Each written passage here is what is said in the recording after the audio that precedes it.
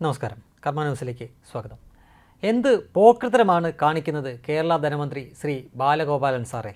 ഇതെൻ്റെ വാക്കല്ല, ഭാസ്കരൻ നായർ അജയൻ എന്നൊരാൾ സോഷ്യൽ മീഡിയയിൽ പങ്കുവച്ചിരിക്കുന്നൊരു പോസ്റ്റാണ്. ഇങ്ങനെ തുടങ്ങാനുള്ളൊരു കാരണവുമുണ്ട്. ആ കാരണമാണ് ഞാൻ ഇനി പറയാൻ പോകുന്നത്.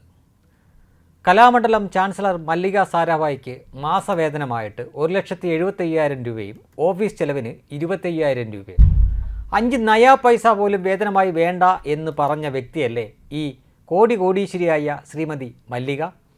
ഈ കലാമണ്ഡലം ചാൻസലർ പദവി ഒരു പൈസയുടെ ചെലവില്ലാതെ ഗവർണർ നോക്കിയിരുന്നതല്ലേ?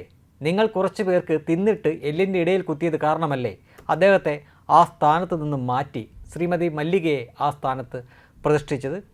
ഇപ്പോൾ അവർക്ക് മാസം തോറും 2 ലക്ഷം രൂപ വെച്ച് ശമ്പളമോ? ആഹാ, ബെസ്റ്റ്.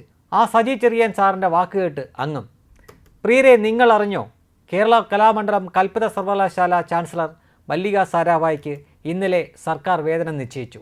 മാസം 1,75,000 ഓഫീസ് ചെലവിനായി 25,000 രൂപയും. ഇതിനു മുമ്പ് യാത്രാ ചെലവും മറ്റു സൗകര്യവുമാണ് നൽകിയിരുന്നത്. സാമ്പത്തിക ബാധ്യതയുണ്ടാകില്ലെന്ന് പറഞ്ഞാണ് ഗവർണറെ മാറ്റി ഇവരെ ചാൻസലറായി നിയമിച്ചത്. ഇവരും എനിക്ക് 5 നയാ പൈസ വേണ്ട എന്നന്ന് പറഞ്ഞിരുന്നു. എന്നാൽ വേതനത്തിന് വ്യവസ്ഥയുണ്ടാകണമെന്ന് മാസങ്ങൾക്ക് മുമ്പ് സർക്കാരിനോട് മല്ലിക ആവശ്യപ്പെടുകയും അതിന് പ്രകാരം രജിസ്ട്രാർക്ക് കത്ത് നൽകുകയും ചെയ്തു. ഉടനെ ഫലമുണ്ടായി. 1,75,000 രൂപ ശമ്പളവും ഓഫീസ് ചെലവുകൾക്കായി 25,000 രൂപയും എല്ലാ മാസവും അനുവദിച്ചുകൊണ്ട് ഉത്തരവും വന്ന്.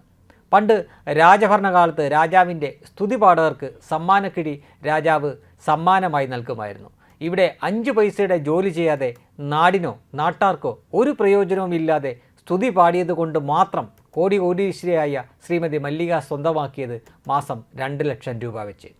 1. കേരളത്തിൻ്റെ പൊതുകടം 4 ലക്ഷം കോടി കവിഞ്ഞു. 2. ശമ്പളവും പെൻഷനും കൊടുക്കാൻ വേണ്ടി വീണ്ടും കടമെടുക്കുന്നു. 3. KTDC നഷ്ടത്തിൽ. 4. KSRTC നഷ്ടത്തിൽ. 5. ബിവറേജ് നഷ്ടത്തിൽ. 6. ക്ഷേമ പെൻഷൻ കൊടുക്കാൻ പണമില്ല. 8 മാസമായി ക്ഷേമ പെൻഷൻ കിട്ടിയിട്ട് ഈ പെൻഷൻ കിട്ടാതെ മരുന്ന് വാങ്ങാൻ നിവൃത്തിയില്ലാതെ മരിച്ചവർ അനവധി. 7. സർക്കാർ ജീവനക്കാരുടെ 4 വർഷത്തെ DA ഇന്നേ വരെ കൊടുത്തിട്ടില്ല.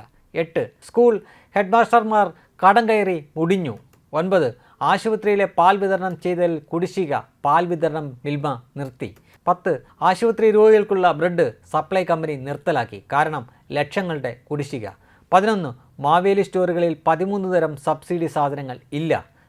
തത്ഫലമായി ആയിരക്കണക്കിന് തൊഴിലാളികൾക്ക് ജോലി നഷ്ടപ്പെട്ട് പട്ടിണിയിലാണ്.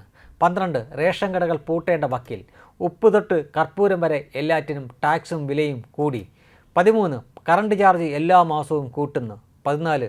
ക്ഷേമ പെൻഷൻ കൊടുക്കാൻ വേണ്ടി പെട്രോളിനും ഡീസലിനും മദ്യത്തിനും 2 രൂപ സെസ് ഏർപ്പെടുത്തി. എന്നിട്ടും ക്ഷേമ പെൻഷൻ കുടിശ്ശിക 8 മാസം കുടിശ്ശിക. 15. റോഡ് കുണ്ടും കുളവുമായി, നന്നാക്കാൻ പണമില്ല. 16. പരീക്ഷ നടത്താൻ ചോദ്യപേപ്പർ അച്ചടിക്കാൻ പണമില്ല. 17. RC ബുക്ക്, ലൈസൻസ് എന്നിവ അച്ചടിക്കാൻ പണമില്ല. ഇങ്ങനെയൊക്കെ പൊതുജനം കഷ്ടപ്പെടുമ്പോഴാണ് സ്തുതിപാടി നടക്കുന്ന സാംസ്കാരികൾക്ക് ലക്ഷങ്ങൾ വാരിക്കോരി കൊടുക്കുന്നത്. ഇനി മല്ലിക മേഡത്തിനോട്, മേഡം, നിങ്ങൾ പാവപ്പെട്ടവൻ്റെ പിച്ചച്ചട്ടിയിൽ കൈയിട്ട് വാരിയാണ് ലക്ഷക്കണക്കിന് രൂപ മാസശമ്പളമായി നേടിയെടുത്തത്. ലക്ഷക്കണക്കിന് പേരുടെ ശാപത്തിൻ്റെ പണം. ഇതൊന്നും നിലനിൽക്കില്ല.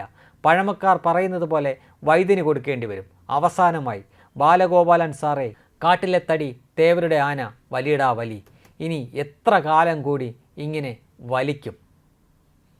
സത്യത്തിൽ ലക്ഷക്കണക്കിന് വരുന്ന സാധാരണക്കാരായിട്ടുള്ള മലയാളികളുടെ ഒരു പൊതുവായിട്ടുള്ളൊരു വികാരം തന്നെയാണ് ഈ ഭാസ്കരൻ നായർ അജയൻ എന്ന വ്യക്തി ഈ പോസ്റ്റിലൂടെ പങ്കുവച്ചിരിക്കുന്നത്. വെബ് ഡെസ്ക് കർമ്മ ന്യൂസ്.